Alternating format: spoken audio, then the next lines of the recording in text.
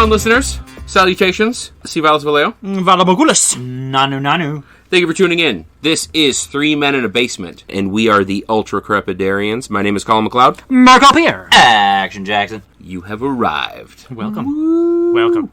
In this movie-themed podcast, we, the Ultra Crepidarians, like to review movies and then deliver to you our opinion about whether or not they're worth your time going to see them. We try and target movies that are not total blockbuster smashes. We also aim for ones that are not super-duper obscure. So, we're not like taking anybody's like fourth grade dance recital, but we're also not doing a Star Wars. But perhaps a fifth grade dance recital might...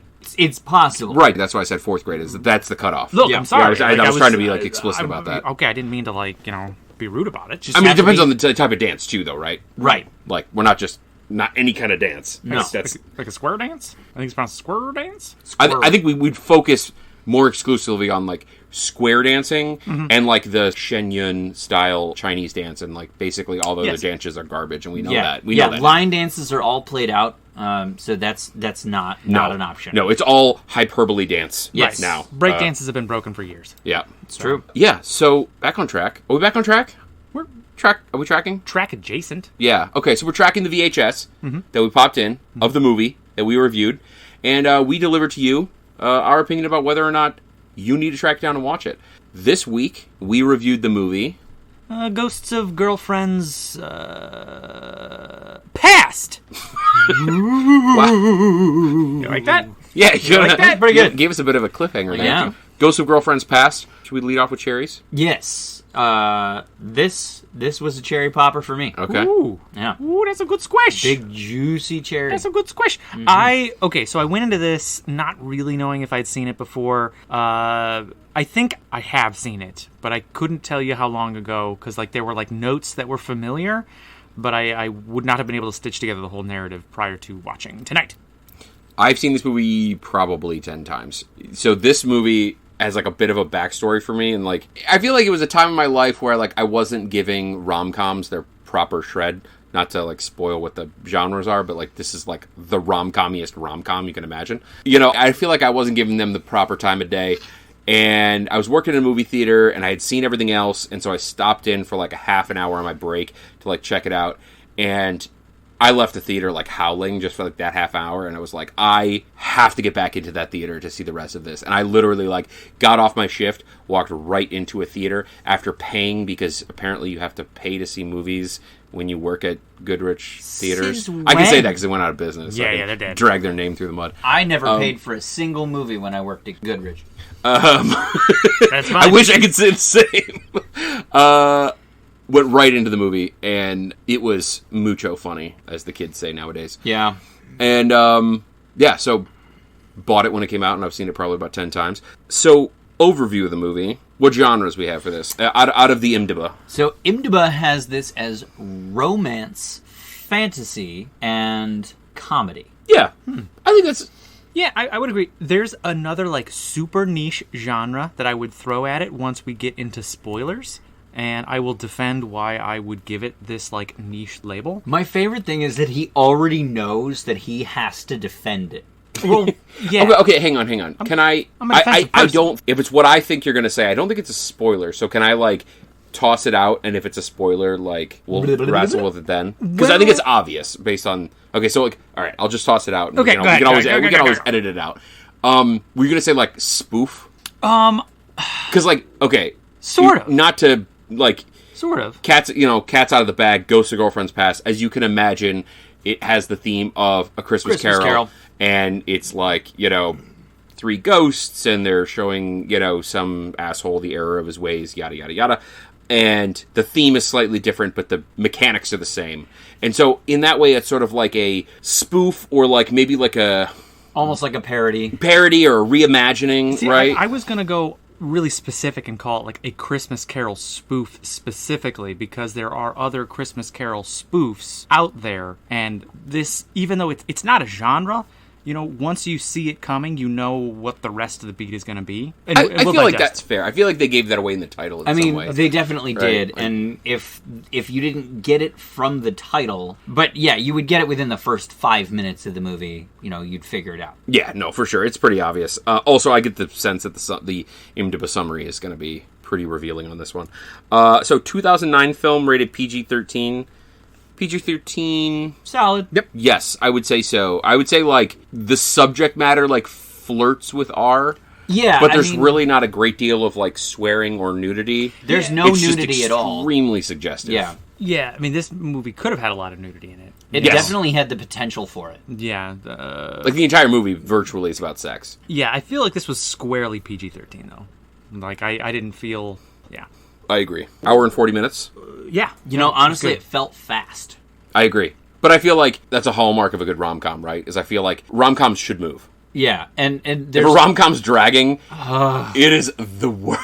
We've all seen them. We all tacitly enjoyed them, but we have to admit there are several rom-coms out there that it's just like, okay, I know how this ends. Come on, just wrap it. Come on, put a bow on it. Yeah, this ended when it needed to. Yeah. Yeah, for sure. Didn't linger. We And got it the had closure. the benefit of having such a, I'm going to use the word prolific framework. I mean, it's literally... It's a winning formula. Yeah, because not only is rom-com an insanely successful formula, but Yeah. you're also taking the framework of The Christmas Carol, Right. and you're overlaying that onto a rom-com. So I feel like this was pretty much a slam dunk from the storyboarding. Yeah. A marriage of two, like, sort of flawless structures. Yeah, it was a home run. I think we got to be careful with spoilers, I think. Well, 'Cause and- I want to dump on it. Ooh, please do. Yeah. Not in a negative way, but just like in a like Yeah. I want to spill Oh, the tea. I thought he was going negative with that. I was Yeah, like, no. oh, shit. No, I'm trying. I can't wait. I want to spill the tea. Right. Should we That was leave like it there? it was so American. He's out here spilling tea, Yeah. tossing things in harbors. Yep. I've had Just stirring up trouble. I've had an what is it? In Arizona, perhaps maybe. Ooh. Maybe How exotic. a Sobe. Initially I thought he was talking about the Boston Tea Party happening in Arizona, and I was like, that would be that's where it happened, right? an exceedingly dry and unpleasant tea party. Yeah. That's why it was a disaster. To be honest, the tea probably would be just fine. It's fairly arid. It's not going to mold. No. No party. You for could sure. toss it in the bare, empty harbor with no water, and the English would be like, all right, we're going to go pick that up tomorrow after we've had a good night's sleep. You think about what you've done. I mean, half that tea's going to California anyway. Right. You They even don't have a far right- to go. Don't even have a right to it. But The Arizona Tea Party. The Fucking- Arizona Tea. Fucking new band name. The Arizona Tea Party. like a bunch of raisins with beards. Oh my god, that would make such a good t-shirt too. You could have like the Arizona tea like pattern, and then just some bitch like throwing tea into a bare, dry, empty lake bed. And all of the people are like raisins dressed like ZZ Top. Just giving up. I don't know if I'm following the The raisins. raisins with beards. Yeah, it's the raisins with beards. These like the dancing raisins before like the No, these are Arizona raisins. They're from Arizona. Arizona raisins. There's a Is that lot a of thing? There's history to it. Okay, Yep. Yeah, I'm running with I'm this. gonna Yeah. do some googling now. No, Google it. Arizona raisin beard. That'll open up your whole life, really. Colin's a great Googleizer. You Google. I have you Googleized many things. So who's in this movie? Wait, we got to do the summary. We're gonna Yeah. I thought we already. We kind of did. We did, talked yeah. about genres. It's really short. Sure. I will do the honors here. While attending his brother's wedding, a serial womanizer is haunted by the ghosts of his past girlfriends. Pom pom. I'm a little surprised they didn't cover the whole like Dickens angle. Yeah. There's a joke in there. There it is. I feel like the name. Yeah, it's a bit of a spoiler though, isn't it? I don't think so. Maybe. I don't know. Ghosts of girlfriends past. I mean, no, not really. I guess if you. I feel like we do try to do a good job at like avoiding spoilers, but at this one I'm like totally happy to be like, yeah, that's what it's about. See, the thing is, the title alone doesn't necessarily give it away, but after watching a couple minutes, you will know. But like Ghosts of Girlfriends Past is a turn of phrase, Right. so it could have gone a different direction, but we all knew it wasn't. Right. And if you didn't, well, Now you congratulations. Also, I feel like very few rom-coms are like subject to ruining by spoilers. Yeah, I was just. It thinking is a the same very thing. it's a very robust genre because again, it is without a doubt the most formulaic genre. You know how it starts, you know the chicken noodle middle, soup. you know how it ends. It's chicken noodle soup. That's why you're here. Yeah. And- That was a great analogy, Mark. Well, right. Like, and coupling it with the familiar Scrooge angle, it just makes it even more familiar. So, like, you know exactly where this is heading, and you already know the path that it's taking to get there. I feel like that is also the reason why you get so fucking angry when somebody fucks up a rom-com. Yeah. Because you're like, like, I like these two actors, but, like, the breakup with Vince Vaughn and Jennifer Aniston, that was such a bad rom-com. And it's like they serve you up chicken soup, and they're like, but we did we put a little spin on it. So instead of chicken, it's tofu, and instead of root vegetables, it's horseradish. And you're like, I literally hate everything about everything in this bowl. Except for Jennifer Aniston's ass. That was the one redeeming value of that movie. Well, that's just in general. That's a fairly That's a national treasure. That's a redeeming thing, right? Yeah. She has saved souls with that. Yeah. It's sort of like maple oatmeal, you know? Right. He tried to do it again. Yep. He swung and he missed, but Yep. Oh, who said I missed? It's about getting up to plate. Yeah. It's about You don't getting know up how to many niche oatmeal subgroups that listen to this podcast. They're going to eat that shit up. Listen, Wait, hang on. What are they going to eat up? I mean, The oatmeal? the Quaker, man. Wow. I don't know. I've run out of oatmeal puns. You know, I had your back with the raisins with beards, but I draw hang the on. line at maple oatmeal. Hang on. I got you. I almost instantly ran out of oatmeal puns. It's funny because oatmeal sometimes happens rapidly. So, Colin, would In an you instant. recommend this movie? I don't know, but if Mark keeps on with these oatmeal puns, I'm going to steel cut him.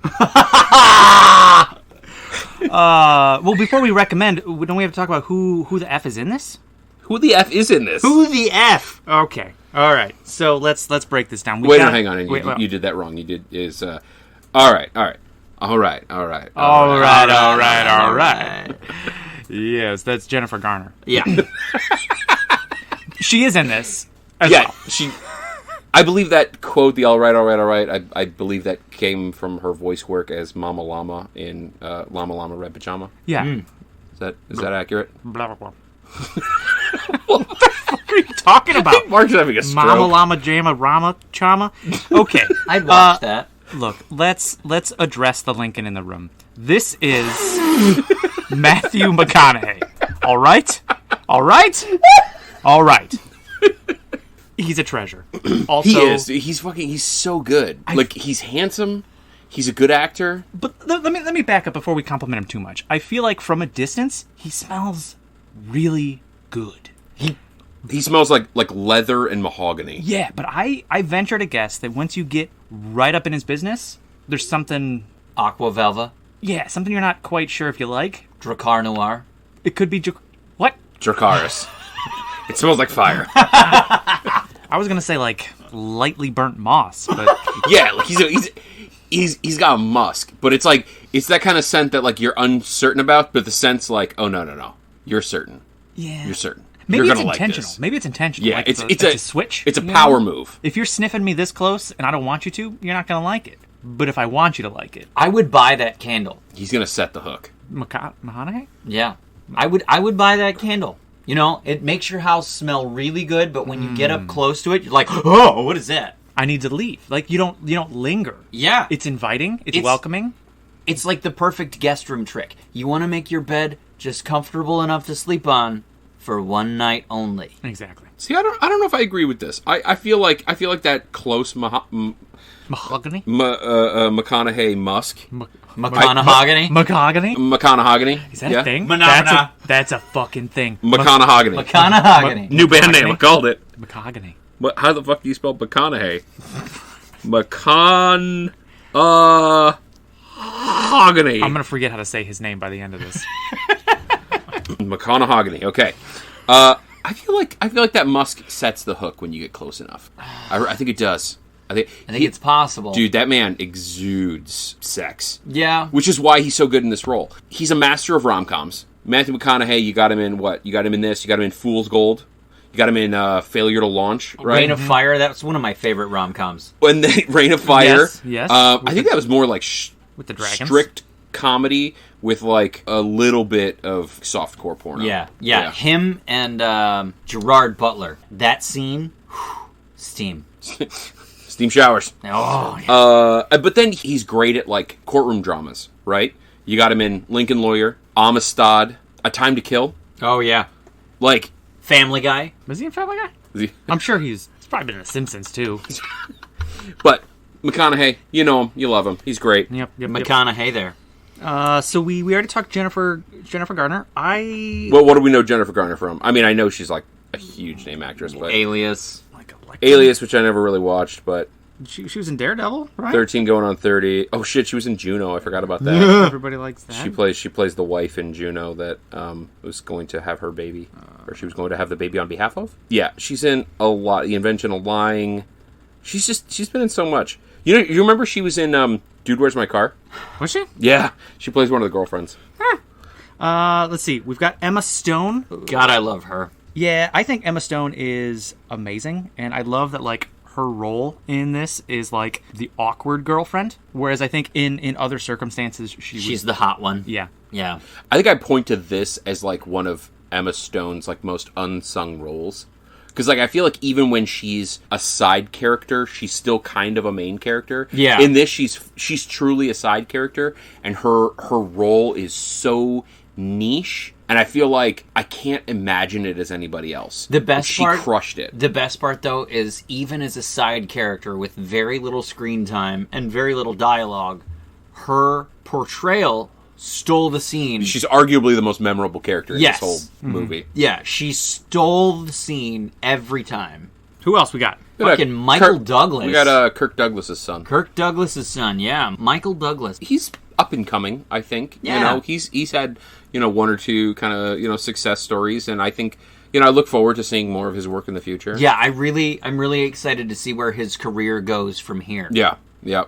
I mean, with a father like Kirk Douglas, right? You're only going up. Yeah. But no, Michael Douglas, you know him, you love him. He's amazing. Give us three.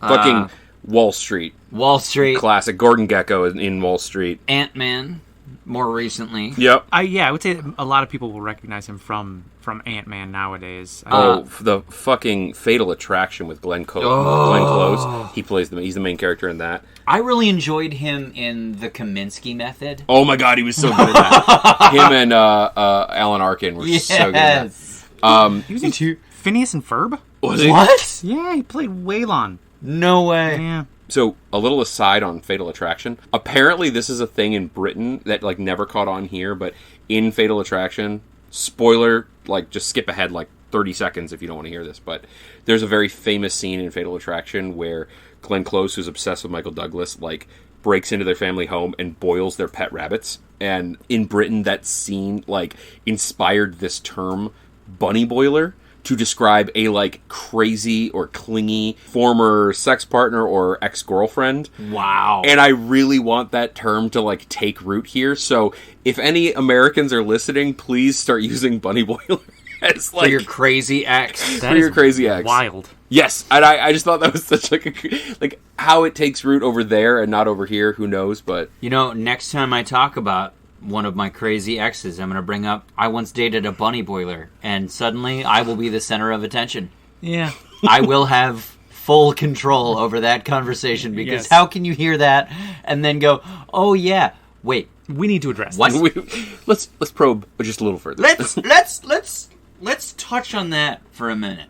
And then I think we can rapid fire through the rest, right? We got Breckin Meyer, who was the lead in Road Trip.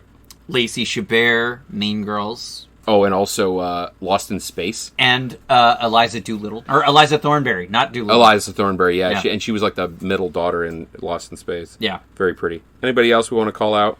The Sarge, real quick, and only because he reminded me of...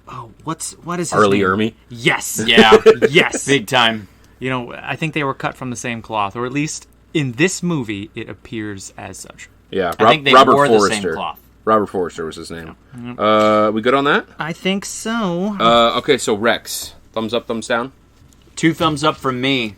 I greatly enjoyed this. Yeah, this was good. I'm not typically the one who's throwing in the rom-coms, and it's not like I have enjoyed every rom-com, I think, that I have, like, come across. It's just not usually my go-to, and this movie really has me kind of questioning that, and that, like, I enjoyed it, I laughed. Would I have done so alone? I don't know. I think this movie is amplified, maybe like all rom-coms, amplified by who you're watching it with. Mm-hmm. That is typically a hallmark of rom-coms, I would agree. But yeah, no, definitely recommend this one. Same.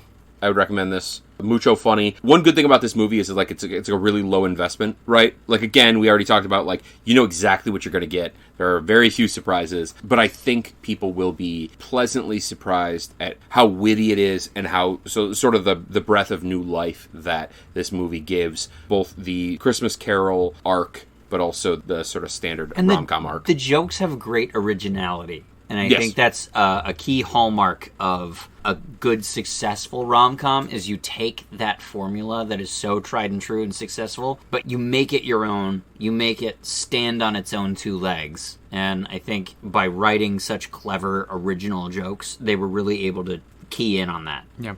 I think that rom-coms don't slap like they used to.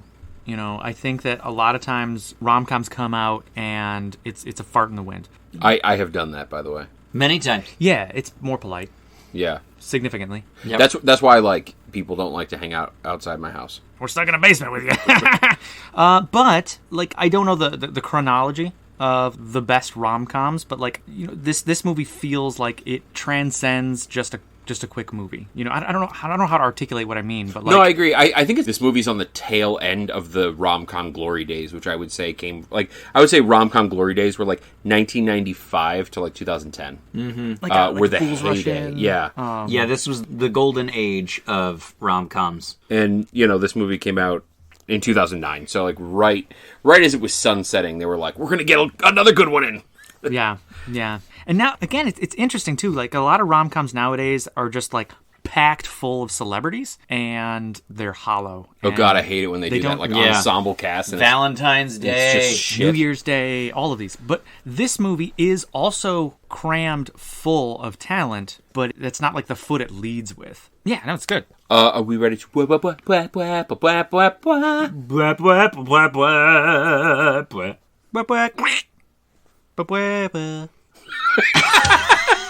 You know, he didn't get me. He didn't get me until the sign off. It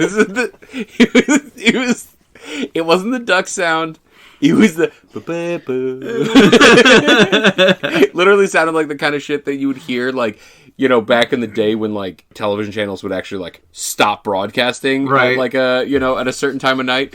It sounded like the sound you hear right before it cuts to, like, static. This concludes our broadcast day. Brought to you by WT456. Just some random string of, like, letters and numbers. It doesn't matter. None of this matters. KTSX41. You gotta trip over what you're saying, and then trail You're off. not doing it right, Jackson. And then you gotta trail off and try to hide that, like, you lost what you were saying midway through it. It's a tactic. Mark's ability to, like, lean into it, like, fucking slays. He is top notch. How's it start? Okay, so I feel like we should try and go at a clip with this. The first 10 minutes of the movie is boobs. One thing I am a little worried about, without the boobs. Even in spoilers, is I think, like, as we've discussed, the bones of this movie are well-worn territory. It's you know, A Christmas Carol crossed with a sort of standard rom-com. The bones are everything you would expect. The real, like, where this movie shines is the minutia. And so I worried about getting too far in the weeds. Only in that I feel like something will be lost even if somebody doesn't mind spoilers if we go, like, too in the weeds. So basically this movie opens with Matthew McConaughey, who is clearly a sort of high-profile photographer. He's in charge. It's a very large operation. He's bouncing from, like, photo shoot to photo shoot. Clearly everybody's taking direction from him. Loves his job. Sexy people abound. Oh, yeah. And it sort of quickly transitions into sort of dropping hints about his social life, which suggests that this dude fucks. And I don't mean that in the sort of modern sense of the word, like, this guy fucks, like, this guy's so cool. It's like this dude literally does nothing but... Sex. But the sex. The sexy time. And he does it many good, from what I understand. But coupled with that, no pun intended, is like a cold detachment towards any type of romantic love, romantic attachment. He demonstrates pretty consistently early on and then throughout the movie that he is very willing to just sort of drop somebody the second it remotely gets serious and somebody starts to develop feelings. Yeah, he's doing a Vanity Fair cover shoot, and very funny moment happens where the cover model is wearing lingerie and an apple on her head. And she's like, you just want me to stand here? This is it? You just want me to stand with an apple on my head?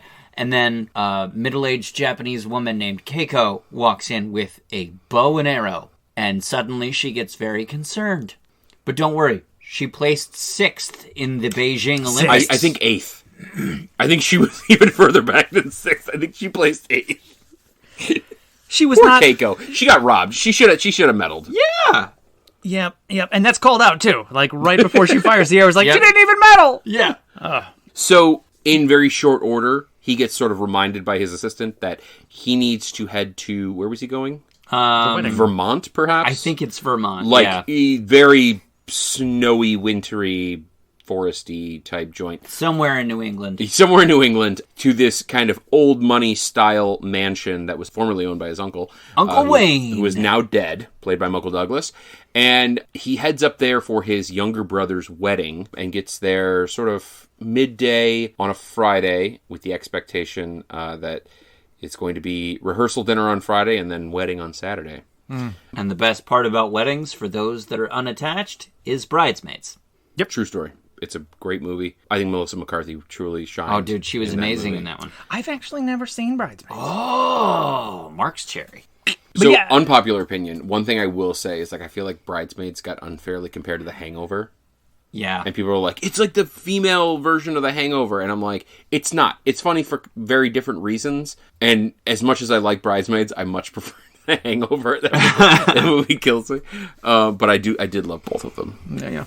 So I think the first few scenes that we kind of glossed over are reinforced here when he's like meeting the wedding party, that he is a shallow dinner plate of a man, very fancy around the edges. A gilded dinner plate. Quite. Oh, yeah. Quite. There's and again, I don't want to necessarily go backward, but I think it is important for his character. His assistant is helping facilitate his breakups in bulk. He's got a different woman every night, and his assistant is kind of like they're kind of cleaning up the mess a little bit. So by the time we get to the wedding, it's thoroughly established that he's fun to look at, but, you know, he's not really the guy you necessarily want in your wedding. No. Yeah, and he sort of makes that known with some very overt comments and declarations about his beliefs on romantic love and weddings, and it's extremely uncomfortable. And like we said, the mansion was formerly owned by his uncle, and he ends up going to the restroom, and his uncle is taking a leak.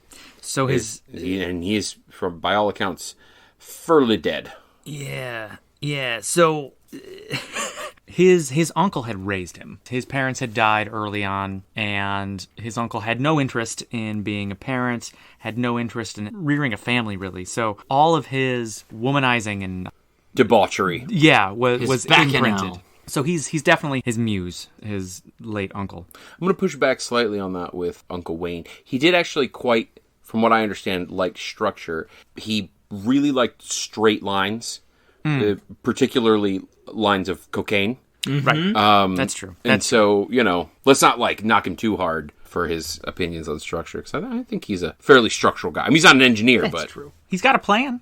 He's got a plan. You know? Okay, so that was his first introduction with the ghost. You know, this is effectively... He's Jacob Marley. Yes. He's the Jacob Marley character, which basically says, you are too much like me, I am suffering as a result of... I am worm food and wasted my life. Yeah. And I'm not going to let you waste yours, and I'm going to punish you if I have to. I'm suffering as a result of my choices in life, and you're headed down the same path. You're going to be visited by 3 ghosts. And like all good stories written by socialists in the 19th century, they need to scare the bourgeoisie into behaving appropriately. Yes. Which I feel like we're at a dearth of wealth-hounding ghosts. Does anybody else feel like that? Yeah. Like, I feel like Bezos and Musk could do with, like... I mean, 3 ghosts probably wouldn't even do them. Like, I feel like they would need a barrage of ghosts over, not a night, but, you know, a week. A week. A couple weeks, perhaps. Yeah. Like a summer camp of ghosts. Would you say? Yeah. To scare the shit out of them into, like, sharing their wealth so, you know, people can eat instead of, you know, trying to fly to space. Die. Pee in bottles? Like, perhaps. I don't know. I'm very pro-ghost, is what I'm saying. Mm-hmm. You know, I'm with you. I'm very pro-ghost. And I think ghosts can correct a lot of, like, the sort of socioeconomic problems that we see in society today. You know, I've always been very pro-ghost. I mean, Swayze was amazing. Absolutely. Absolutely. I mean, let's be honest. The modern art of pottery would not be the same without Patrick Swayze and Ghost. No, he turned pottery into a rottery. You basically can't sculpt anymore without ghost assistance. It's Yeah. true. Right? It's I mean... Who the fuck else are you going to call? No. I mean, you could call, like, you know, there are these, like, Ghostbusters people, but, like, you know... But they're Realistically, it's a gimmick. They're the Yeah. enemy in that situation. Yeah. No, it's, you know, there was this guy, I mean, admittedly, he was fairly tall and kind of puffy, you know, if you will. And I heard that they killed that guy in the streets of New York in cold blood. Just for being a ghost. Yeah. Yeah, just, I mean, he was walking around, and they shot him. And it was insanely gory. I mean, it made it a massive mess. Oh, there's, you know, white bits of this dude just everywhere. And it was paid for with taxpayer dollars. No, it wasn't. Yeah. Oh, my God. Yeah. The city of New York paid for the assassination. You know who would solve that? Ghosts. Yeah. Yeah, ghosts. Yeah. In a bottle. So who is the second ghost that he interacts with? Shortly thereafter, I believe. Emma Stone So he thinks he's hooking up with a bridesmaid, goes back to his room after laying it on pretty thick. sees his sheets writhing in pleasure. And he's like, all right.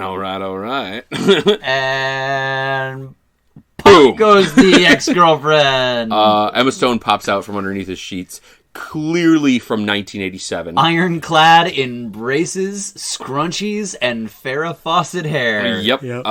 Acid wash jean Acid jacket. wash jean jacket. It's a good look. And then the black lacy Madonna gloves. Very clearly. An 80s ex-girlfriend for somebody who was 16. Yeah. And she introduces herself as the ghost of girlfriends past, which is kind of funny. We were talking about she's kind of a side character, but like her character is really the namesake of the movie. Right. Yes. Right? She is the predominant ghost, which I would say is true to the Oh yeah, A Christmas Carol, right? Ghost Is like of Christmas Past was the big deal. Yeah. That was the one. the other two are sort of flashes in the pan compared. Yeah, she definitely heralds in the rest of the story beats and is the through line, even more so, I think, than Michael Douglas's ghost character. Yes, for sure. But I suppose those two characters kind of working together really kind of stitch his entire journey together for very different reasons. And I think that's like a good example of where it was smart of them to deviate from this sort of like classic Dickens structure, right? Was like Jacob Marley never reappears. Right. But like Michael Douglas's character, Uncle Wayne, reappears constantly. Or not constantly, but Enough. you know, a couple of times. He doesn't just go away. And they realize, like, not only is this character hilariously written, super fucking funny, very quippy, and can provide great exposition for what occurred in this person's childhood, but also we've got Michael Douglas playing him, and he's so fucking funny. Oh, and he delivers Michael it Douglas so is beautifully. amazing. And I think I said earlier, I can't imagine anybody playing the Ghost of Girlfriend's Past other than Emma Stone. I can't imagine anybody playing Uncle Wayne other than Michael Douglas. And I saved this for spoilers. It was a Michael Douglas heavy section of the movie that I saw when I went in for that half an hour, and I walked out and I was like, Michael Douglas is so fucking funny. Like I was laughing out loud in the theater. And a large part of it is his body language and his delivery, and it's so unique to him. Yeah. Like, that is his shtick. That is his style. And I don't think I've ever seen anything Michael Douglas has done that I didn't enjoy. Yeah, he's a great actor. Yeah. So he meets Emma Stone and freaks out a little bit. Yeah. She takes him into the past at a basement party. And Wait. No, first she takes him to prom. No, Spring Fling. Takes him way back. First, she takes him to his childhood when he's like 9. Yeah. Jennifer Garner's character. Yeah. And Before the Spring Fling, it was the Swing Fling. Yes. Yes. That was a strong segue, yes. Yeah, I suppose that is really important because that kind of like shows the genesis of his attachment to Jennifer Garner's character. Jenny Jenny. Parati. Mm-hmm. Yeah. So this is what's the character's name? Connor Mead. Connor Mead. Yeah. This version of Connor is before his womanizing, is before all of his shtick. It was before his parents died, even. Yeah. It was the summer before his parents died. Yeah, so basically she shows him a scene of him interacting with Jennifer Garner's younger self, where it's very clear that these two young kids, they're probably like 9-ish, so 7 or so. They clearly like each other, right? They're best friends, and they're kind of infatuated with each other. And so she gifts him a camera, Polaroid, which ends up kind of being the catalyst for his entire career. Yeah. So like it really just kind of establishes early on that like Jenny is very special to him. Yeah. Whether he acknowledges it or not, she is very special to him. Well, I think that's kind of important, right? Because then it cuts to a dance where they're like 13 freshmen or so in high school. Middle school. No, it was in high school because they keep saying like the woman who blew me off for Pete Hastings in high school. And he's a Letterman. But he took her, or Emma Stone took him to Franklin Middle School for the Spring Fling. That's where it happened. Pete Hastings just happened to be a freshman in high school. Oh, yeah. And he was the older kid, and that's why she was going to He was a 9th grader, and that means tongue. Whoa, that's pervy. Yeah. So he went to a middle school to like pick up chicks? Yeah. Okay, that's gross. Okay. All right, I'll follow that. Okay, so awkward middle school type age. A high schooler invites her to dance, and he does not... he chokes a little bit. He does not interject as quickly as he probably should have. And he basically gets left on the side of the dance floor while she dances with Pete Hastings. And he's a high schooler, so that means tongue. Yeah. Yep. So he's heartbroken. I think it transitioned to a scene where he's in a car with Michael Douglas. He gets picked up from the dance. Yeah, and he's like, I never again, I never want to feel this pain again. And that kind of sets him off on his life path. He takes him to a club. Uncle Wayne takes him to a bar. Takes him to a bar, and basically, it's the very first episode of him teaching him how to pick up chicks. And so he ends up kind of disappearing for a couple of years from his school type stuff, while his uncle basically teaches him... brainwashes him. Yeah, brainwashes him more or less, how to be, an effective womanizer. And then he comes back, and it cuts to a party at the basement, where he brings the new poison, which is the coolest. He just walks like throws in, it. walks in with a leather jacket and goes, "Hey, so I got the new poison." And then just hucks it at somebody, and suddenly the music cuts, and then jumps into poison, and he locks eyes with Jenny Parati, and then veers a hard right, and picks the first girl that he sees, which happens to be Emma Stone. To be fair, every time I see Jenny Parati, I also take a hard right. Mm-hmm. Left, if it's kind of swinging that way, but, it's... Whatever way takes the least amount of effort. Yeah, 6 1/2, right? Whichever pant leg is currently, occupado. Mm-hmm. Makes sense. My favorite thing is Mark's contributions. Makes sense. Yeah. He's like a Midwestern mom. Whatever you say, dear. Yeah. Yeah. Okay, well, that sounds nice. So, nice. This is first girlfriend. Girlfriend's a strong word, but... Excuse me, 40 they dated for seconds? 39 minutes. It's true. And it was the best 2/3 of an hour of her young adult life. Right. And it's done. So that was his first genuine sexual encounter. Which took all of about 60 seconds. Impressive. Like 58 more than me, so, There you go. good for him. Good for him. And I'm married, so. Yeah. With kids. With kids. Yeah. Yeah. Was Was it that... Okay, that wasn't so much Midwestern mom that was like, Midwestern grandpa discussing sex. Gotta go down to Home Depot. I gotta take the weed whacker. Buckets. Bucket. What do you got against buckets? I don't got nothing against buckets. But He's got something against buckets. Okay, who's the next ghost? Oh, he's gonna put the ghost in the bucket. Oh, Ghost hater. man. Well, you don't put it in the shell. You put it in a bucket. Put it in the shell. What about a machine? Ghost in the machine? Yeah. That's a thing. Yeah. What if you made a bucket into a machine? And then put a ghost in it? Yeah.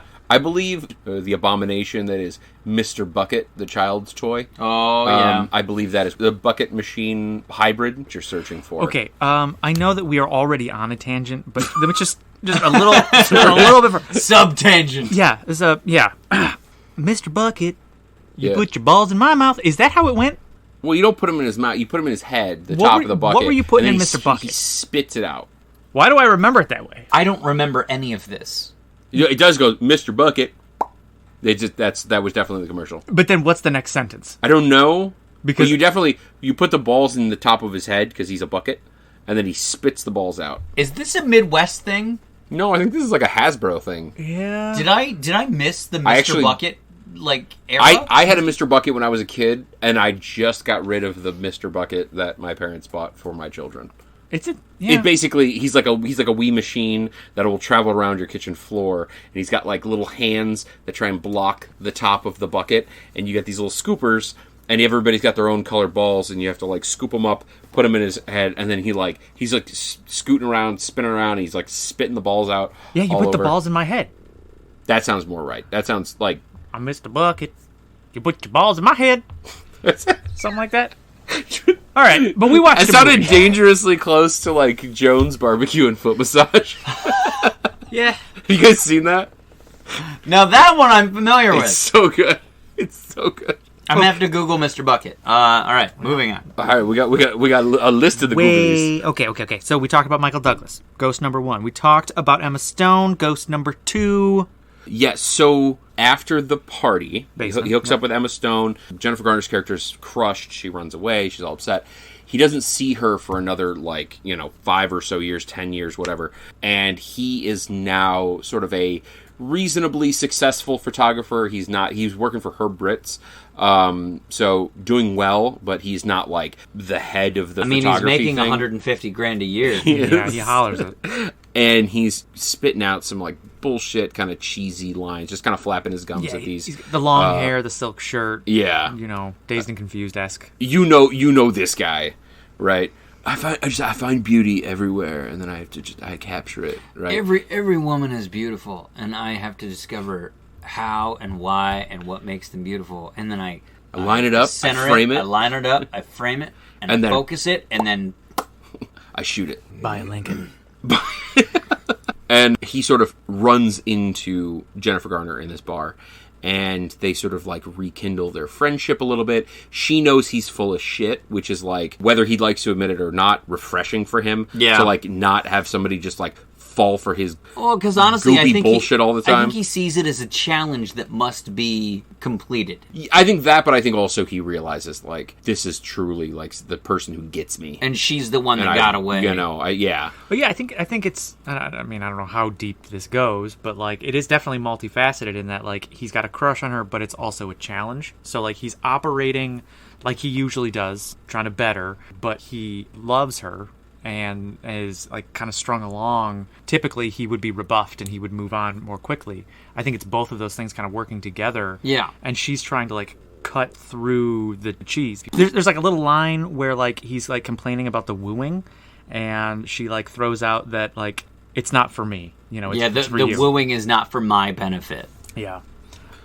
He's never really had to work for a lady before because he is, So good at manipulating. yeah, one would say, yeah. But yeah, so basically in what is one of like the greatest, most on point lines in any movie ever, he says, "What happens next?" And Emma Stone says, "Now we watch a romantic montage of the two of you getting progressively closer, set to Time After Time by Cyndi Lauper." And I legit thought that was just a dry joke, and it was just one of those things that she was like, oh, next we're going to watch a romantic montage of all of the moments of you being close together, set to Time After Time by Cyndi Lauper. And then she would be like, no, we're going to visit your next ghost. Nope. That's exactly what happened. Exactly it what was happened. A romantic montage set to Cyndi Lauper's Time After Time. I was like, this is fucking beautiful. Which is, like, just no questions asked, one of the greatest songs that has ever been written or sung. Yeah. That song is so fucking amazing. Greatest slow dance ever. That song, like, oof. I get misty just thinking about that song. Okay, so yeah, romantic montage. It culminates in them actually like hooking up, and it gets called out that he was sort of trying to like sneak out. She convinces him to go back into bed, but he has a sort of like last minute panic and dips out because he realizes that he's spooning. Yeah, which is against the rules of his personal code of conduct. He dips out, and then he ends up breaking her heart again. Yeah, she's crushed, and that's it. I don't think that he sees her again until the wedding. Yeah, and Emma Stone sort of says, like, this was when you truly became who you are now, right? Like, your relationships... This is the moment you became Connor Mead. Yeah, your relationships got progressively shorter, and you stopped caring, and you basically picked up the pace towards being a sort of world-class asshole. And then we have this great moment. She goes, come on, let me buy you a drink. And so she's like comforting him, consoling him, like rubbing his back. And then they walk through this doorway into this well-lit bar filled with gorgeous women. And he's like, oh, okay, yeah, I'm all about this. What is this? And she goes, well, this is all of your relationships after they became progressively shorter. And it's just really easier to do it in bulk. And there's like hundreds of women in this bar. And they start introducing themselves. And they're like, hi, we had sex on a plane somewhere over the Atlantic. And then somewhere over southern Indiana. And then once again in the tip of France. And they meet another 6 or 8 ex-girlfriends. Is the tip of France a location, or is that a sex move? I think it might be both. It's a sex but thing. Like, just when somebody says just the tip, are they talking about the tip of France? They might be. Yeah. Is that like a croissant? Better than the tip of Italy, because that's the point of a boot, and that shit hurts. Well, I know, but we're not here to yuck anybody's yum. I mean, hey, like, Just a tip. Just the tip. Just a tip. I mean, yeah. Isn't the tip of Italy? Isn't that Sicily? I believe so. That's... Not the boot. Again, Mark's contributions are just stellar, next level. So he basically That hurts. Much like the tip of a boot. This is why we bring it up. Okay, so that really is, I think, the last of the Ghost of Girlfriends Past. I'm just going to put this out there as a blanket sort of like, while he's doing the ghost thing, he is also progressively like ruining the wedding. So things are going like worse and worse, beginning with his comments at the rehearsal dinner and sort of like culminating with him wrecking the cake and revealing some information that basically got between his brother and his would-be bride. The next ghost is played by his assistant. I don't remember what her name is. He's like pointing at me like, all right, here you go. We're giving you a chance. I was actually just expecting the assistant. You can be one of the guys, And it's just like, I don't know. I don't have anything to offer. Here's some fucking oatmeal, It's not instant. You started off with the next ghost like 5 minutes ago before we went on the tangents. And it was like, all right, the next ghost. He's been waiting for his moment. Melanie. Was that her name? Yeah. I believe it's Milani. Oh. Milani? Melange. He calls her Mel. That's fair. Yeah. Okay, so she is the ghost of Girlfriend's present? Really? Yeah. She shows him what is happening at the wedding when he's not present. So, like, she shows him kind of what people are saying behind his back and what people really think of him. Even the women who were like swooning over him earlier, it's shown that like they have no illusions that he is just a fuckboy and he's actually a piece of shit, and they all laugh about him behind his back. And this was news to him. He never really considered that. I think it was kind of like powerful for him to be like, he really thought like all of his like smug, smarmy bullshit actually worked. Yeah, worked on people, and I feel like he didn't anticipate so many people being able to see through it. Yeah, they were just... And all of these women reveal that they didn't care that he didn't care about them. They just wanted to get laid and say that they got to sleep with Connor Mead. Right. It's a hard life. Yeah. Stiff life. Yep.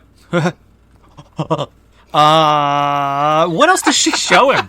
Does she show him anything else about...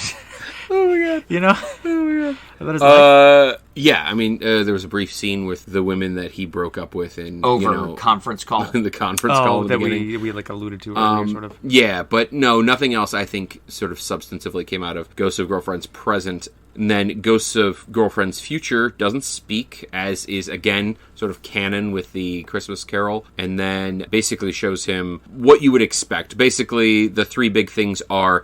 Jenny marries this guy that she met at the wedding, this very handsome doctor-y guy, Brad, who is mucho handsome. Yes. That dude is a big old beefcake. And then his brother does not end up marrying his, again, would-be bride because of the conflict that Connor created and the information that he revealed. And his brother's miserable as a result. And nobody other than his brother attends his funeral, and he fucking dies alone and, miserable. And that's, I think, pretty much the end of the ghost thing. Yeah, like And- his uncle Wayne shows up during the funeral bit, and he's like, this is how it ends for guys like us. You sleep around, you make no connections, you don't have any lasting friends, and nobody comes to see you. And he's like, you don't get a big funeral. And Connor says something to the effect of, I wasn't expecting big, but I was expecting more than one. Yeah, his brother is the only one that shows up to it. I'll be there for you guys. You know what? I will come at your funerals. I appreciate that. That's gross. Right into the ashes if you could. Yes. Yeah. Well, you got to glue them together somehow. Yeah. So you can do the ghost sculpting. Exactly. Right? And make... Erotery. I will... Erotery. Yep. Yep. Okay. Yep. I'm going to make you into a sexy ashtray. Ooh, yeah. Okay. Erotery. Is that a band name? Or is that's absolutely a band name. Or is Erotery the hit single by McConaughey? Oh, yeah. I mean, that's put together That is really nicely put. So, yeah, I would say that is the title track. Yeah. That is, yeah. Yeah, definitely like the namesake track of the album. Yeah. Right? Like, there's the album and the... Yeah, okay. Yep, it's all together. So, but I think one of the big parts for him with Ghost of Girlfriend's future is he's trying to grapple with the fact that not only is he going to die alone, but his brother, who he has influenced his entire life, is also alone in old age. So he's trying to grapple with, it's not just about him. His heart is breaking for someone that he actually is realizing that he loves. Yeah, the one thing he really, has consistently loved, with the exception of Jenny, even though he's pretended not to. He's always been there for his brother. And they talk about, how he basically raised his brother. Yeah, he and his brother had this phrase that they would say to each other all the time. Every time they saw each other, it was, it's you and me against the world. Yeah. And yeah, so in standard sort of Dickens fashion, he realizes the errors of his ways, and he tracks down the bride, makes things right. Can I throw in, there's just one little spot that I absolutely love when he wakes up out of his bed, and this takes it straight out of Dickens, word for word. Yeah, right. He jumps up out of bed, and he's like, oh man, I didn't miss it. And then he runs to the window, throws open the window, there's this little kid shoveling snow outside, and he goes, boy, what day is it today? Is it Christmas? And the kid goes, no, you moron, it's Saturday. Yeah, it's perfect. Kids these days. They don't even run down and get you a Christmas goose anymore. Right? What the fuck is going on with kids? So from that scene, he runs downstairs and is quickly made aware that through his influence, the wedding has been called off and the bride is leaving. So that's his redemption moment. Is he chases after the bride and convinces her that her shutting down her feelings to cope with what she's going through is the same mechanism that he uses in his life to keep everyone at bay. And he shares this moment of empathy with her that is totally out of character for him. And Jennifer Garner's character happens to be in the car that he had stopped in its tracks, and they kind of roll the windows down, so she gets to kind of hear him. She gets to hear his heart bleed. Yeah, and at many points throughout the movie, she calls out that she's one of the few people that knows that there's a good person in there, even though she doesn't have any evidence for it. But yeah, so he gives that speech to her. and then we cut to the wedding. Yeah, and I mean, it's pretty, like, straightforward. Like, everything goes swimmingly. He decides to shoot the wedding as the wedding photographer, and in the end, he and Jennifer Garner end up getting together after he sort of professes his love for her, and she finally believes him after he shows her the very first photo he ever took with the camera that she gave him, which was of her. He kept it all these years. Which he did say he would. Yep. He said, I will keep this forever. And Emma Stone's impression of him is so good. She, like, puts her hands out. She's like, I'm gonna keep this forever. And he's like, yeah, I don't think I said that. And she's like rewinding She rewinds it. And he goes, that's the kind of goofy, fruity shit that my brother would say. I'm gonna keep this forever. She's so fucking funny. Ugh. I think the other thing is, like, maybe it's like kind of like an every middle school kind of thing, but she also has that kind of like Midwest type nasaliness in this that she really leans into it. It's funny as fuck. Okay, so roll credits, I would say, after that. Yeah. Yep. What do we like about this? I liked how quippy it was. Oh Yeah. my God, I know. I mean, that is really what keeps you there. Like, you know how the movie's going to progress. You know the beats that it's going to take, realistically, because you've seen A Christmas Carol and you've seen a rom-com. This movie lives and dies on the one-liners and the quips. Which made it really hard to select quotes for this movie. Oh my because God. there's so many. The dialogue is just fucking sparkling. Yeah, no, absolutely. So I think that was the thing that I enjoyed the most. What about you guys? For me, I would say right after the quips, it was just the originality that they brought to a very tried and true. I've said this a couple times already, but like the fact that they were able to take a classic rom-com and a classic story like Christmas Carol and bring their own originality to it. Like, it's not about being miserly. It's not about hoarding wealth. It was about being addicted to sex and shallow relationships. And it really took that and used that classic framework to be like, hey, you're a piece of shit. You might have had a lot of fun, but here's what you're doing to the people around you. And this is what happens when you treat people like they're disposable. But I loved that they were able to take that and put it in a modern context and still make it really enjoyable to watch. It didn't feel like I was watching the same movie that I've already seen 10, 15, 20 times. So I loved the originality in the concept. I agree on both points. Super original, using well-worn stock material, and then also the quippiness of the dialogue and the writing was just fucking incredible. Also some sort of like nuanced shit that I like.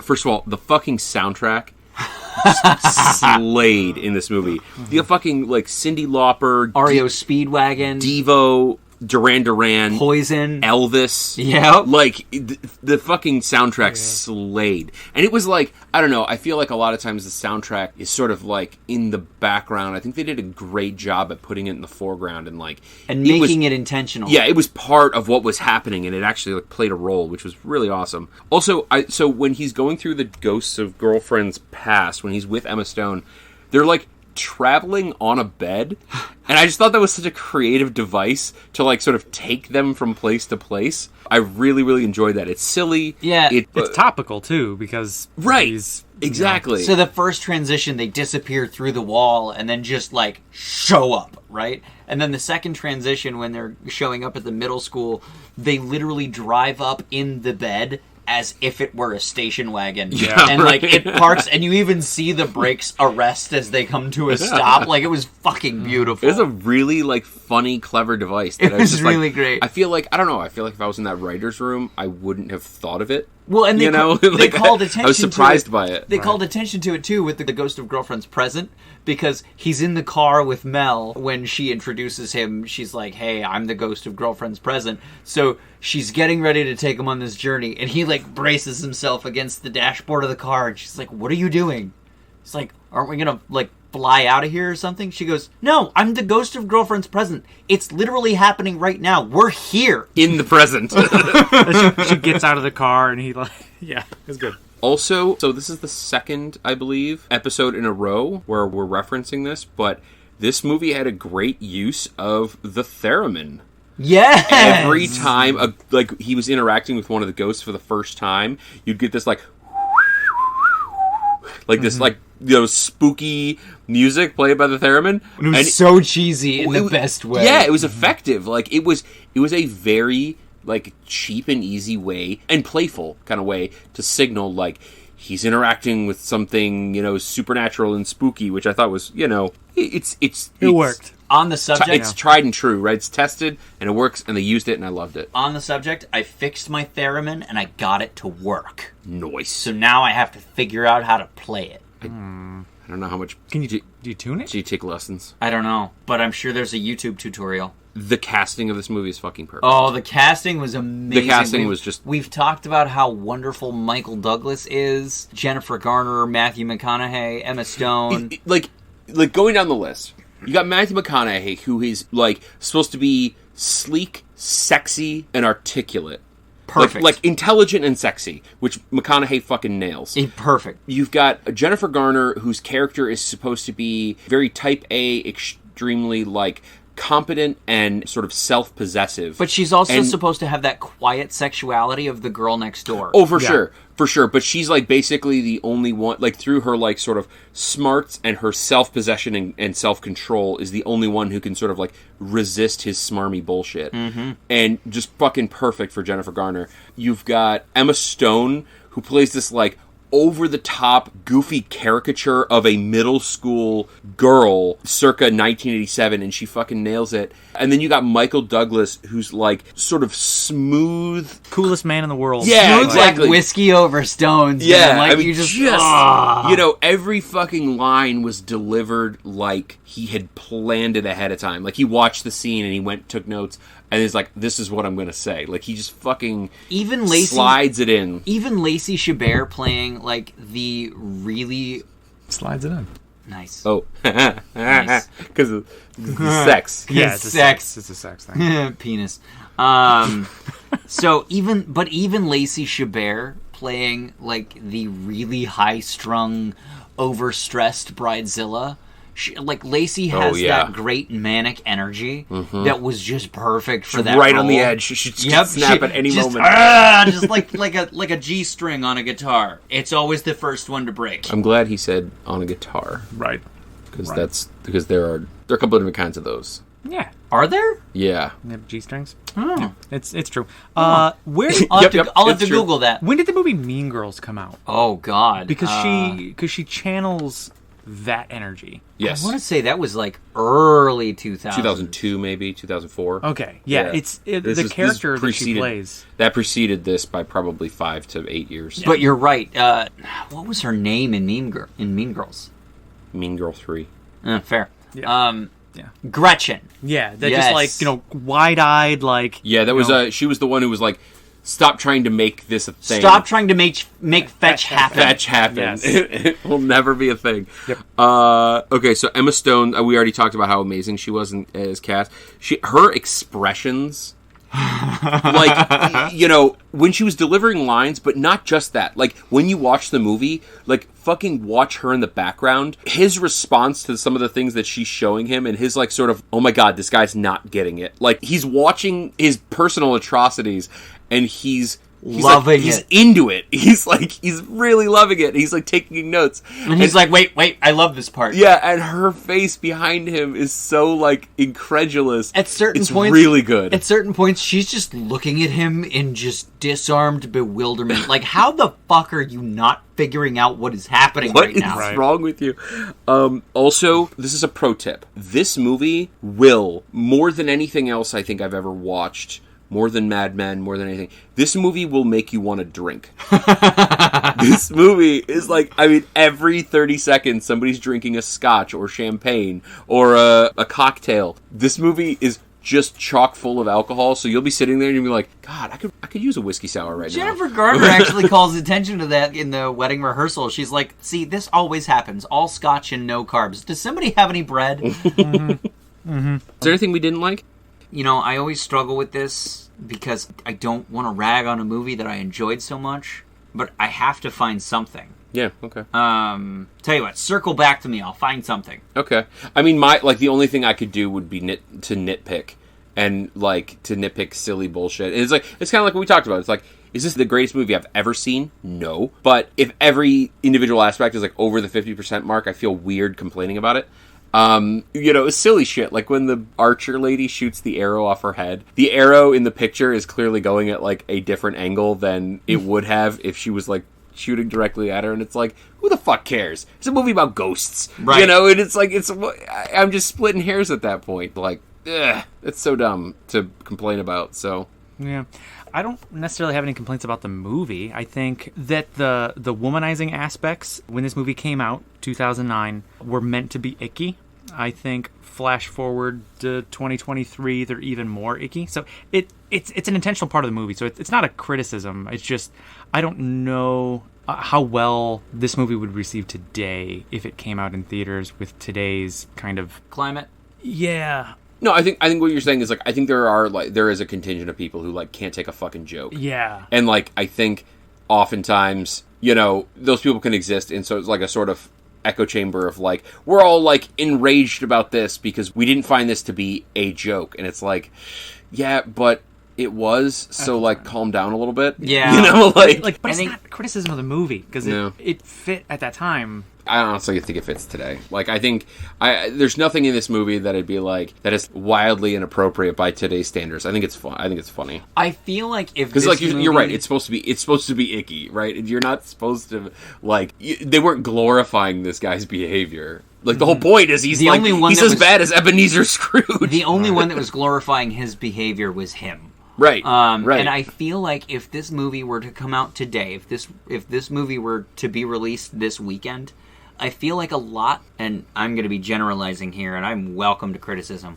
I feel like a lot of people of the female persuasion would find this movie very relatable and also very aggravating. You think?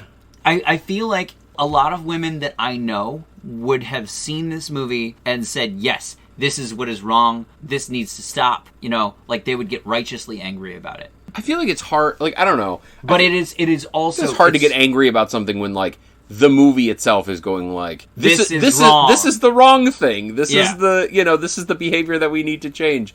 I don't know. I know a lot of people, like men and women, who've seen this movie, and I don't know anybody who's got a problem with it. No. Even though I do think on a broad scale, I think there is probably a contingent of people who like, listen, if you can't take a fucking joke, don't watch a comedy. Yeah. Go watch a documentary that's going to depress you and going to bring you down about the horrors of the world. Sometimes the horrors of the world need to be laughed at. Yeah. Look at, sometimes a shit sandwich through like rose-colored glasses. Yeah. I think sometimes when people are looking for things to be outraged about, they rarely catch the context. And I think this movie, given its context, I don't see anything wrong with it, with regard to what I was just mentioning. Yeah. But no, maybe snow continuity in the beginning, I don't really have any criticisms. No, I don't have any major criticisms. So, I will say the same thing that I've said many times, and that is that the cinematography was not interesting.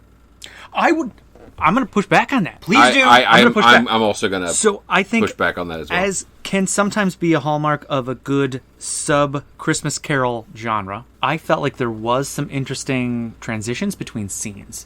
It wasn't sweeping vistas, but I did think that some of the transitions had more creativity. They had a snapshot segue when he was taking the pictures. Yeah. They used the last snap of the camera as the change to the next scene. I also felt like the opening sequence, opening high and sweeping down into the city and in through the window, was a fairly creative shot. But what specifically were you... So this movie came out in 2009. Allegedly. I think they could have been more creative with some of the overarching shots. Now, I will say this, in opposition to my own argument, that if you try to get too creative with the cinematography and too creative with the shots, it detracts from the actual substance. So leaving it to stand on its own is important. But I feel like they could have had more moments of sweeping camera like you'd see from President's Men or West Wing, the walk and talk camera. Specifically, I'm thinking of the bar scene with Connor and Jenny, where he's basically chasing Jenny out to the street. And he is begging for another shot. Mm-hmm. And he settles for dinner. And the shot was just a side pan. They just panned with them. It's a good pan, though. It's a cast iron. Yeah. Bit of a Peter.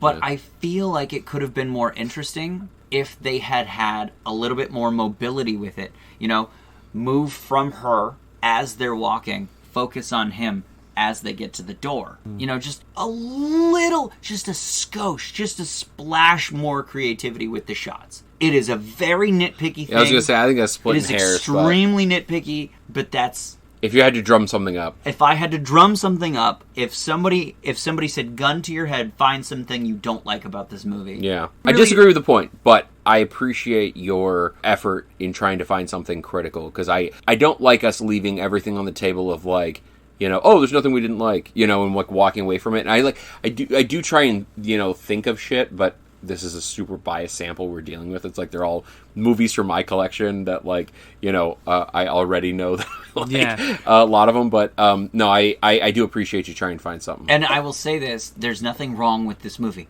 Right. And I was going to say, like, it says something that, like, your criticism is a suggestion of improvement, not even, like, this is a detriment to the movie. This is just something that I think this could have been a little bit better if they had done this. That's different than saying this fell flat. Right. I agree. So, are we learned? Are we ready to go to quotes? I believe we are. yeah, let's quote this biatches. See here, I got two. That's one more than one. Actually, it's not. It's two less than four. But I appreciate. Okay, you know, you're right. You're right. Yeah, it's close. It's close. You know. Sorry, I'm still learning. It will never get old. Nope.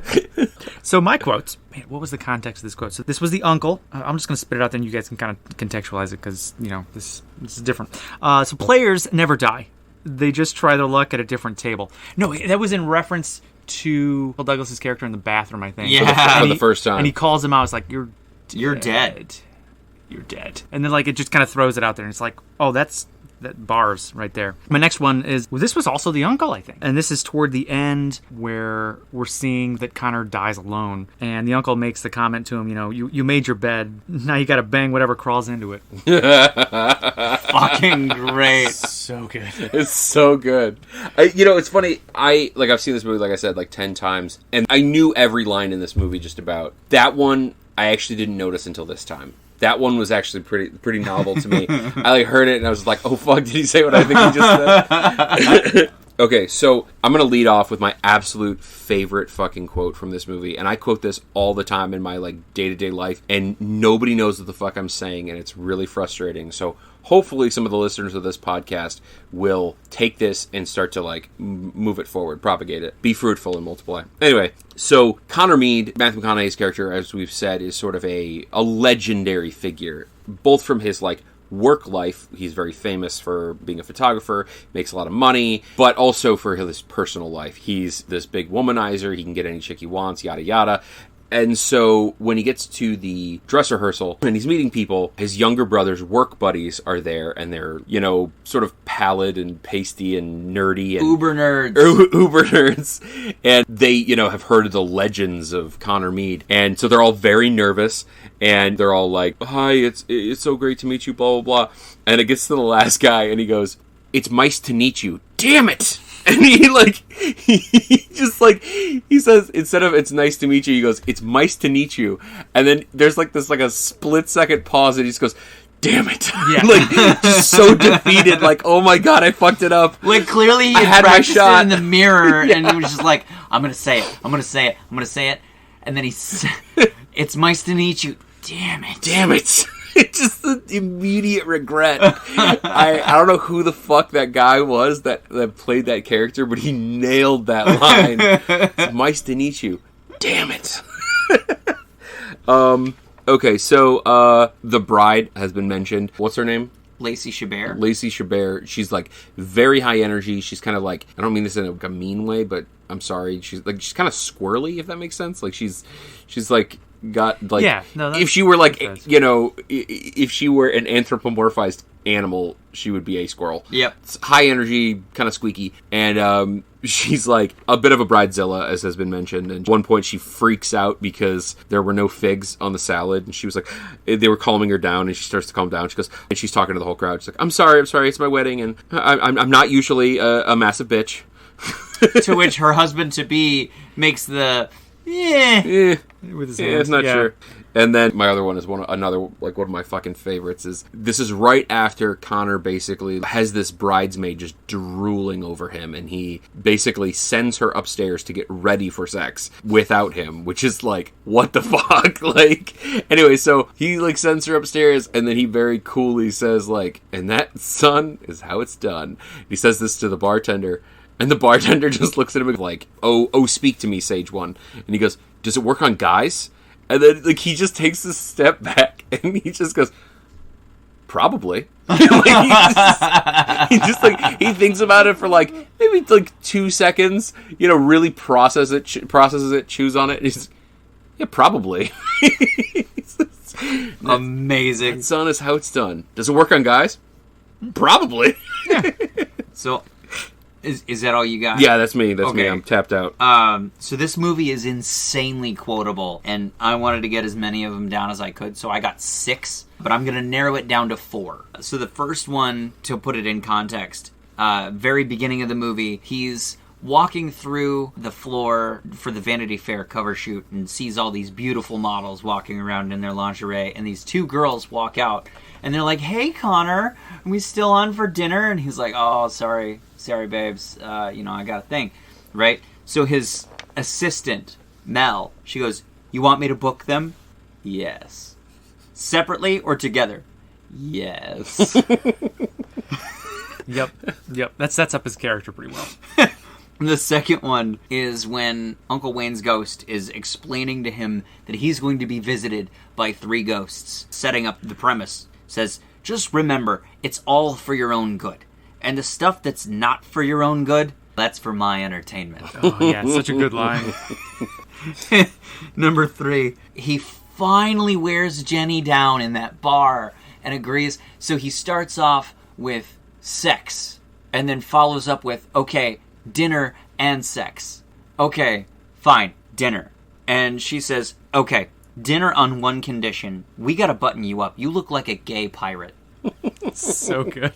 Which is like extra funny when you're watching the scene, because he totally does. He totally does. You're like, he looks funny. I don't know why he looks long, so different. He's got 20 inches of hair, and he's got a patterned silk shirt that's unbuttoned halfway down. Like, literally to the bottom of his sternum. Like, all the way, Mm-hmm. And my last favorite, he's confronted the bride, and the bride has just found out that her husband-to-be has slept with one of the bridesmaids in the past. And she is freaking out. She's going to call off the wedding, and he's like, look, if you're eliminating anybody that your bridesmaids may have slept with, you got to go abroad to get a husband. He doesn't pull punches. That's just an absolute slap in the face. Mm-hmm. She's in the midst of this existential crisis the night before her wedding, and he's just like, look, your bridesmaids are sluts, and yeah, they slept with your husband. You're going to have to get over it. Listen, we all need slutty bridesmaids. Yeah. Right? Like, if we lose the fat bottom girls, we're going to have to rely on slutty bridesmaids to make the rockin' world go round. Yeah. I'm calling, climate change is affecting all aspects of our lives. Absolutely. And fat bottom girls are they're at risk. They're an endangered species. They are. But, luckily, slutty bridesmaids have remained relatively stable. And yeah. we may have to rely on them for sustenance. Fuel, at least. Mm-hmm. Are we ready to move on to ratings? Yeah, let's rate this. Let's rate this. I'm gonna jump in there. I'm gonna give this bad boy a 7.1 layers of wedding cake. Oh, okay, yeah. okay. It's topical. I am going to give this movie a 6.8 William Tells. I like it. It's a little bit deeper. A little subtle. That's like a cut and a cut. Yeah. Oh, actually, you know what? No. I'll change that to Billy Tells. Because that's actually what he says in the movie. It's a nod to our friend Billy Tell. Mm-hmm. That's a deep cut. I am going to give this... See, and I have a number chosen, but I don't have a metric chosen, which was a grave mistake on my part. I mean, you have like a dozen different identifiable alcoholic beverages to I select know, from if you so chose. I'm going to give this an 8.2 double-fisted scotch on the rocks. Whew. That's multiple fists. Oh, that's right, yeah, because there's that scene where he's like, Yeah, all just- right, here we go. He takes one off the tray and takes the second one and says, keep him coming. And then within the span of about 5 minutes, we've seen him pound at least 6 double scotch on the rocks. Yep. I love this movie. This movie was fantastic. I believe it is time for our scene score. Scene score.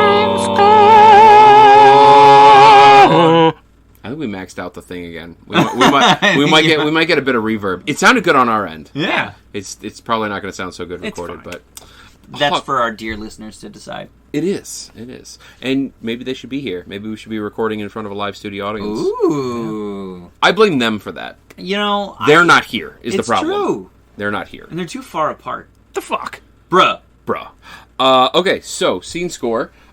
We had a surprisingly low familiarity with this movie. We had a 2 out of 10 on the familiarity score, which is Very low. way lower than I thought it was going to be. Yeah. Our average rating was 7.4. All right. Which I think, yeah. We had a decent spread, though. I mean, 6-2, 7-1, 8-2. No. Yes. And with that sort of low familiarity, we would recommend seeing this a little bit, sooner rather than later. So the adjusted score, the scene score, is 8.3. So you got an 8.3 on Ghosts of the Girlfriend's Past. That feels right. Yeah, I think so. I would say, I actually thought this movie was going to be one of those that, lost points due to familiarity. I really thought that, it was going to be, taken down a peg because, as good as it is, as much as we liked it, it was going to be well, everybody's seen that. And I was kind of surprised at how unfamiliar people were. So I was like, yeah, if you're unfamiliar with this, you rush out there and go and see it. Because it's funny and quick. Yeah. Now, before we wrap for the night, I do have a quick shout-out. Wait, to are we rapping? Almost. Are we getting in a rap battle? Yeah. Hip hop, you don't stop the rock with the bang bang, up jump the boogie beat. That's exactly what I was thinking of. Thank you. Yeah. It's like he read my mind. So...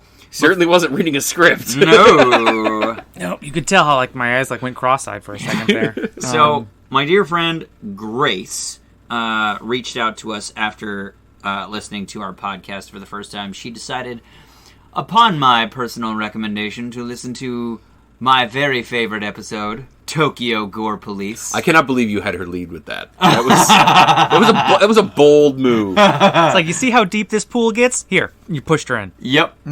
This is the deep end. Work your way back. My- So she decided to listen to Tokyo Gore Police, and she, I like her thoughts on it yeah, a lot. I like her Yeah. thoughts on it a lot. yes. Specifically, what did she say that she was unsure about in this? She said, "Go ahead, Mark." I don't know what kind of crack acid the people who made that movie were on, but it's definitely interesting to hear about. Yeah. LOL. Yeah. Mark's delivery really That really tied that sold together. it. I'm Yeah. sorry, Grace. That wasn't meant to be derogatory. That sounded exactly like Grace. Oh my god. I literally thought Grace was sitting next to me. Well, Goosebumps. Grace and I go way back. Yeah. From when I first read the email to You go back to June 4th, 2023 at 4:45 p.m. 4:45. That's a minute. You know what? I know what Grace was doing at 4:45 p.m. What was everyone else doing? Yeah. And why haven't you also sent in emails? Mm-hmm. Just saying. You're slacking. Except for Raphael and Tim, you guys are doing great. Yeah. So Grace had a couple movies that she recommended that we watch and review. And I have seen the very first one that she recommended, which was Repo the Genetic Opera. I have also seen that. I own that in 3 different formats and Really? watch it regularly. Holy shit. I also own that on the DVD. Mm-hmm. Let's what Yep. is that? I have Phonetically. DVD and Blu-ray and digital copy. Oh my god. Well, did they all come together? No, I bought it 3 separate times. Wow. A great movie. I don't know if it necessarily fits the format of the show. I think Tokyo Gore Police is definitely similar to Repo. In a lot of ways, But yes. I think the Yes. part of the reason why we reviewed Tokyo Gore Police was because I had never seen it. Yeah. And so I really, did not know what to expect and didn't know how far it deviated from, the expected style of movie that we were going after. This was not a Kurosawa. No.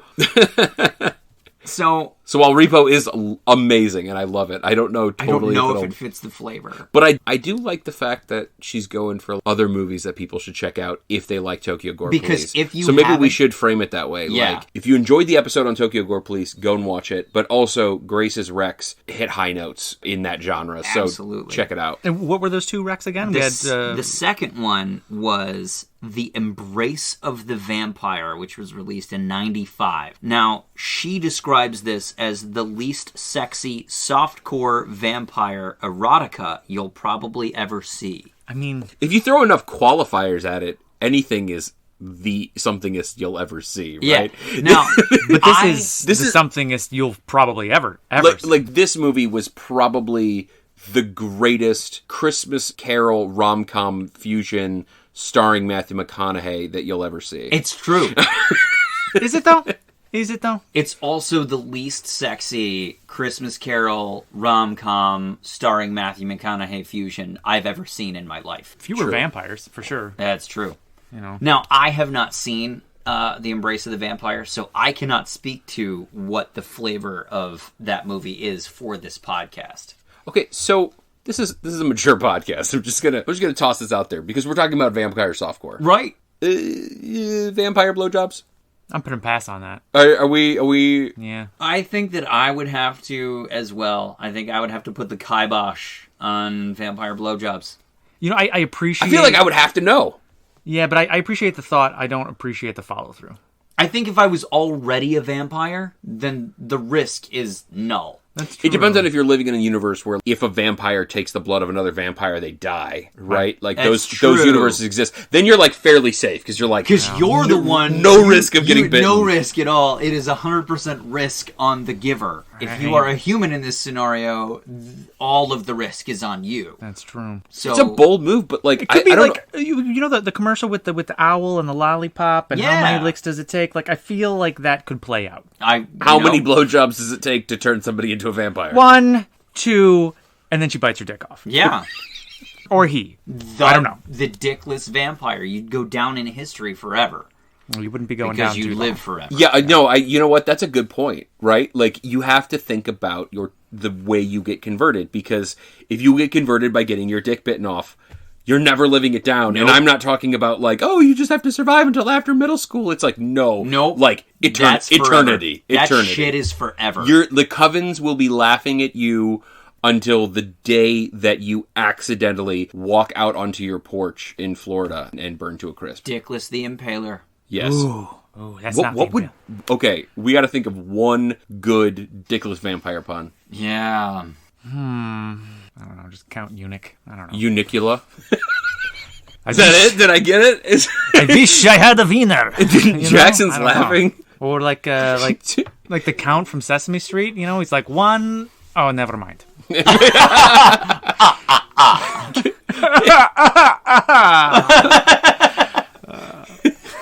I never count to one anymore. I am Castracula. There we go. That's Dracula. There you go. That's it. Castracula. Is that our third band? I be. believe so, yes. Okay, so are we Luridern? Yeah. I'm Laura Dern. We're gonna bake this potato? Yeah. Or is this potato baked, I guess is the real question. It's been baked. Yeah. It's been baked? It's mushed, mashed. Well, Mushy and squishy. mushy and squishy.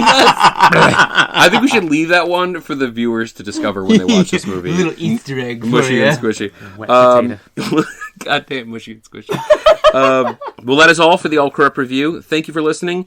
If you have any ideas for movie reviews or, like Grace did, other movies that sort of are in the same vein of movies that we've reviewed, that's really awesome, and please send those in like Grace did, which I would say was fairly graceful. Yeah. It was definitely the saving grace of this podcast. Yeah. I'm sorry. I'm sorry, Grace. You were amazing, Grace. I'm sorry.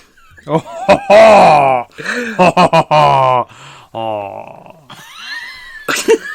That was Castracula laughing. Okay, or if you want to get involved and contribute to the scene score and get a sneak peek of upcoming movies by taking a short weekly-ish survey, please sign up for our newsletter. You can find that on our website at tmaab, as in 3 men and a basement, .podbean.com, or you can email us at 3, that is the number 3, men and a basement, gmail.com. Please be sure to check out the Arizona Tea Party, which man.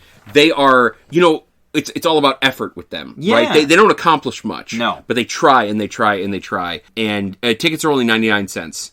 And they said they will never raise the price of those tickets, so that's good. On principle. And then, obviously, the big name, though, on that tour is McConaughey. And they're... I'm so good. I'm so excited for McConaughey. Yeah, they just released that new single, Erodery, and it's big. It's sticky, but it'll stick in your mind, if you know what I'm saying. This ain't your mama's pot. And then there's a burlesque-style sexual opening act done by this, let's call him undead guy, Castracula. And he does kind of like burlesque comedy, doesn't wear pants, which, sounds weird when you hear it, but check it out and you'll understand. Yeah, you'll get it. They're all on tour now. And you can also find us on iTunes, Google Play, or wherever you find your podcasts. Until then, I'm Colin McLeod. Mark up! Action Jackson. And we'll see you in cyberspace. Bum, bum.